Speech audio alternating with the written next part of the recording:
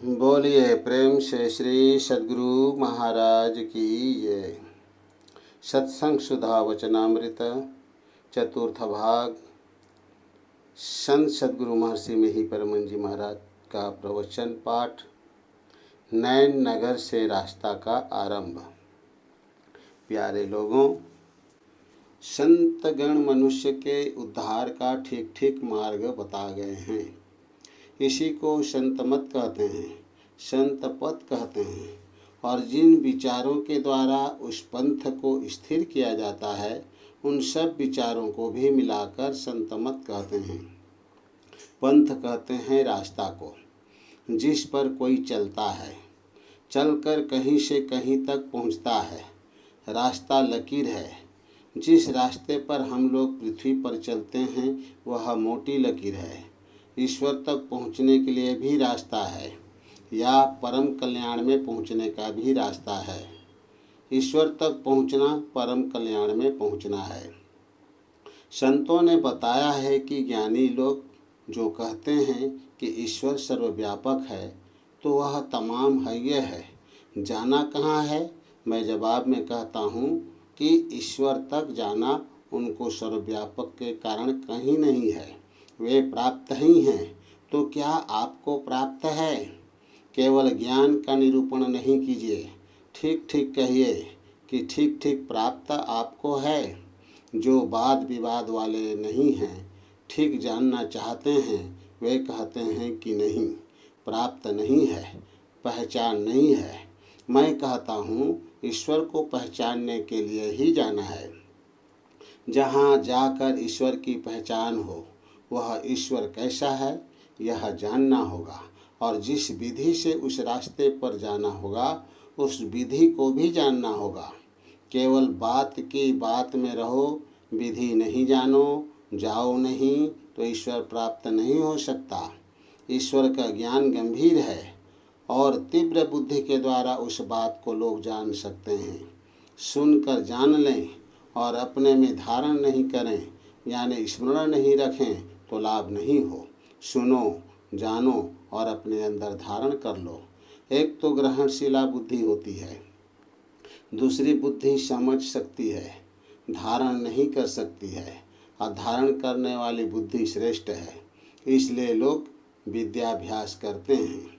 जैसे खेत अच्छी तरह जोतते हैं तो फसल अच्छी होती है, उसी तरह विद्याभ्यास से मस्तिष्क की जुताई होती है, और तब जो कुछ कहा जाता है ग्रहण करता है। सभी कोई विद्यालय नहीं जा सकते, तो संतों ने कहा सत्संग करो। सत्संग ही विद्यालय है। सत्संग करते करते, बहुत सुनते सुनते बुद्धि में धारण करने की शक्ति होती है। यह मैंने प्रत्यक्ष देखा है। जो भैंस चराता था, वह सत्संग में बैठकर बहुत बातों को जान गया। मैंने 1922 ईस्वी में छपरा शहर में देखा। मेरा वासा सरयू के छाड़न में था। लोग सत्संग करते थे, उसी में वह भी आता था। उसकी एक बात सुनकर मैं चकित हो गया। अपनी युक्ति से उन्होंने कैसे कहा? मैंने पूछा, यह कैसे आपने कहा? उन्होंने कहा, एक महात्मा नानकपंथी थे, उनसे सुना। मैंने अपने लिए भी देखा है। सत्संग करते करते बहुत कुछ सीखा है। विद्यालय में विद्या धारण करते करते बहुत विशेष होते हैं, उसी तरह सत्संग करते करते भी विशेष होते हैं। लोगों को सत्संग में आना चाहिए। ईश्वर का ज्ञान संतों ने बड़ा विकट कहा है। जैसे सूरदास जी कहते हैं, अविगत गति कछु कहत न आवै, जो गुंग ही मिठे फल को रस अंतर्गत ही भावै। परम स्वाद सब ही जो निरंतर, अमित तोष उपजावै। मन वाणी को अगमय गोचर, सो जाने जो पावै। रूप रेख गुण जाति जुगति बिनु, निरालंब मन चक्रित धावै। सब विधि अगम विचारी हैं ताते, शूर शगुन लीला पद गावे। उस सर्वव्यापक की गति कहने में नहीं आती। जैसे कोई गूंगा आदमी, वह मीठा फल खाया, उसका स्वाद वह जानता है लेकिन कह नहीं सकता। उसको अंदर ही अंदर बहुत अच्छा लगता है। संसार में जितने स्वाद हैं उसी की तरह भी, किसी की तरह भी वह स्वाद नहीं है। जब से वह स्वाद लगता है सदा लगा ही रहता है। संसार का भोग जब तक भोगो तब तक स्वाद लगता है। भोग छोड़ने पर फिर वैसा स्वाद नहीं लगता, लेकिन उसमें ऐसी संतुष्टि होती है कि कहा नहीं जा सकता। मन से ग्रहण नहीं होता, वाणी से कहा नहीं जा सकता। उसकी प्राप्ति का गुण उन्होंने गाया। जिसको प्राप्ति होगी वह किसी दूसरे से नहीं पूछेंगे कि ईश्वर कैसा है। उनकी जानकारी में यह है वह नहीं, ऐसी बात नहीं। ईश्वर मायातीत है, माया उसकी है। माया क्या है? गो गोचर जहाँ लगी मन जाई, सो सब माया जान हो भाई। गोस्वामी तुलसीदास जी। मन की गति और इंद्रियों को प्रत्यक्ष क्या है? रूप रस शब्द स्पर्श और गंध। मन को यही ग्रहण है। मन इन्हीं पंच विषयों तक जाता है, परंतु ईश्वर इन विषयों से न्यारा है। वह रूप नहीं, रस नहीं, गंध नहीं, स्पर्श नहीं और शब्द नहीं। मन क्या जानेगा? इंद्रियों को वह क्या प्रत्यक्ष होगा? ईश्वर को स्वरूपतः जानो, पहचानो तो नहीं लेकिन जाना।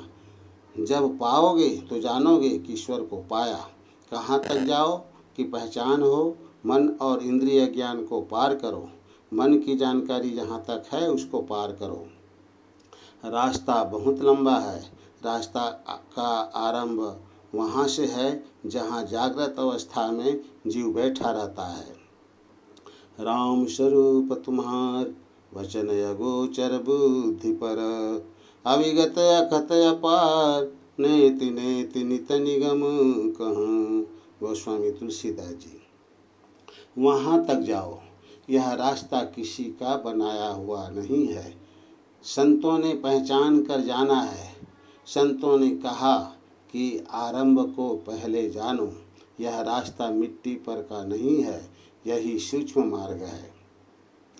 मैं संत सेवी जी का प्रवचन सुनता आ रहा था। वे कह रहे थे, खनी हूँ तीखी बाल हुनी की, हेतु मार्गी जाना। नैन नगर का रास्ता का आरंभ होता है। जो कोई उसके आरंभ को जानते हैं वे बाहर का रास्ता भूल जाते हैं। चाहे अल्पकाल हो, अंधकार का रास्ता आरंभ होता है। कोशिश करो तो मालूम होता है कि प्रकाश के अंदर से गुजरना होता है। अंतर प्रकाश ही नहीं, अंतर ज्योति होकर जाना होता है और अंतर्नाद सुनने को मिलता है। इसकी समाप्ति होने पर रूप रस आदि कुछ नहीं रहते। माया वाला ज्ञान से छूट जाओगे, तब जो पाओगे वह ईश्वर है। यह ध्यान का मार्ग है। अंधकार प्रकाश और शब्द होकर गुजरता है। शब्द के अंत पर ईश्वर को पाता है। किसी भी अध्यात्म ग्रंथ को पढ़िए, सब में यही बात है। इसके लिए अपना आचरण पवित्र रखो। झूठ चोरी नशा हिंसा व्यभिचार इन पंच पापों को छोड़ो। मन के अभ्यास के कारण यदि बारंबार गिर जाते हो तो ऐसा न समझो कि गिरते ही रहेंगे। फिर ऐसा भी मालूम होगा कि इनसे छूटा हुआ हूँ। सदाचार का पालन करते हुए जो ध्यान करेगा वह अगम अगोचर को पावेगा।